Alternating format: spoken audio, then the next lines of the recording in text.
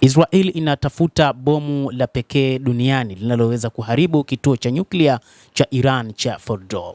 Kituo hiki cha nyuklia cha Iran kipo katika umbali wa karibia mita 800 chini ya mlima. Hata hivyo, eneo hili lina kiwanda cha siri cha Iran cha kurutubisha uranium ambacho kinafahamika kama Fordow, kimezikwa chini kabisa ya mlima, huku vituo vyake muhimu vikilindwa na tani juu ya tani za miamba.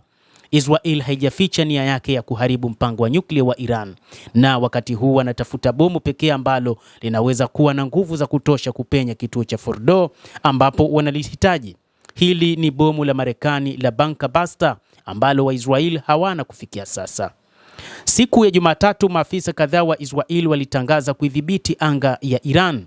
Jeshi la IDF lililinganisha udhibiti wa anga la Iran na uongozi wake wa anga na madai mengine ya mzozo ambao maadui wanaegemea Iran kama vile Gaza na Lebanon, ambapo Israel inaendelea kushambulia kwa mabomu ipendavyo. Waziri Mkuu Benjamin Netanyahu akasema siku ya Jumatatu kuwa udhibiti wa Israel wa anga wa Iran ni ushindi mkubwa kwao.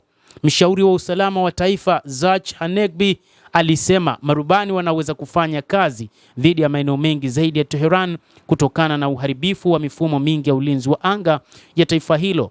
Lakini baada tu ya siku ya kwanza ya kuharibiwa kwa mifumo ya anga, Iran ilitengeneza mifumo hiyo kwa haraka sana na hatimaye kuweza kudungua baadhi ya ndege za kivita zikiwemo za F-35. Rais Donald Trump akionekana kubadilisha msimamo kati ya kuitaka Iran ijadiliane na kutishia kulipiza kisasi katika viwango ambavyo havijawahi kuonekana. Mjadala sasa unageukiwa iwapo Marekani itaingiza katika mzozo mwingine wa Mashariki ya Kati, bila shaka, jambo ambalo rais amekuwa akisema mara kwa mara kuwa hataki. Kulingana na gazeti la New York Times, iwapo Marekani itaamua kuunga mkono Israel moja kwa moja katika mashambulizi yake dhidi ya Iran, chaguo mojawapo kwa Washington litakuwa kutoa mabomu ya Bunker Buster yanayoaminika kuwa ni muhimu kuharibu kwa kiasi kikubwa kinu cha kurutubisha mafuta ya nyuklia cha Fordow. Bomu kama hilo litalazimika kurushwa kutoka kwenye ndege ya Marekani ambayo inaweza kuwa na athari kubwa, ikiwa ni pamoja na kuhatarisha nafasi yoyote ya Iran kushiriki katika mazungumzo yanayotarajiwa ya Trump juu ya mpango wake wa nyuklia. Lakini tulifahamu kwa ufupi bomu la Marekani la Bunker Buster.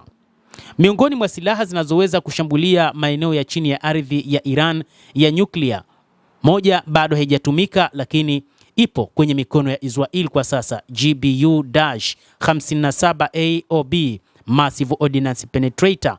Ni bomu kubwa zaidi kwa jina la Bunker Buster lisilo la nyuklia linaloaminika kuwa ni la Marekani pekee. Silaha hii inaongozwa kwa usahihi, yenye uzito wa kilo 13,600, inaweza kupenya kwenye kiwanda cha kurutubisha mafuta nyuklia cha Iran cha Fordow ambacho kimezikwa ndani kabisa ya milima. Lakini changamoto gani, na je, inaweza kutumika dhidi ya Iran? Kwa mujibu wa shirika la habari la BBC, kwa mujibu wa serikali ya Marekani, GBU-57AOB ni silaha kubwa ya kupenya yenye uwezo wa kushambulia handaki na vichuguu vilivyozikwa katika kina kirefu. Ikiwa na urefu wa mita 6, inaaminika kuwa na uwezo wa kupenya takribani futi 200, mita 61 chini ya ardhi kabla ya kulipuka. Mabomu mengi kama hayo yanaweza kurushwa kwa mfululizo kwa ufanisi ili kuchimba zaidi kila linavyolipuka. Bomu hilo limetengenezwa na kampuni ya Boeing na kwamba haijawahi kutumika katika mapigano, lakini imejaribiwa katika ardhi ya makombora ya White Sands, eneo la majaribio la kijeshi la Marekani katika jimbo la New Mexico. Silaha hiyo ina nguvu zaidi kuliko Massive Ordnance Air Blast MOAB, bomu lenye uzito wa pound 21,600, kilo 9,800, linalojulikana kama mama wa mabomu yote, ambalo lilitumika katika mapigano nchini Afghanistan mnamo mwaka 2007. Matokeo yake yalikuwa ni bomu hilo linaweza kupenya kina kirefu zaidi chini ya ardhi. GBU-57AOB, anasema Paul Rogers, profesa mstaafu wa mafunzo ya amani katika chuo kikuu cha Brentford nchini Uingereza. Hivi sasa ni ndege aina ya USB-2 Spirit pekee inayojulikana kama mshambuliaji wa siri inayoweza kubeba bomu hilo. Ndege hii ambayo mara nyingi hujulikana kama B-2 hutengenezwa na Northrop Grumman na ni mojawapo ya ndege za kivita za hali ya juu zaidi katika safu ya silaha za jeshi la anga la Marekani.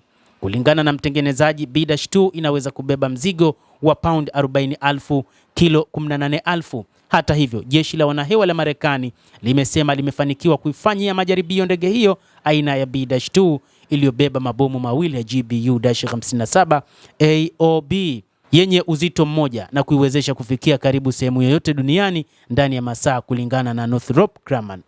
Mtazamaji, endelea kutufuatilia, lakini usisahau kulike, kucomment na kusubscribe channel yetu hii. Naitwa Adam Hussein.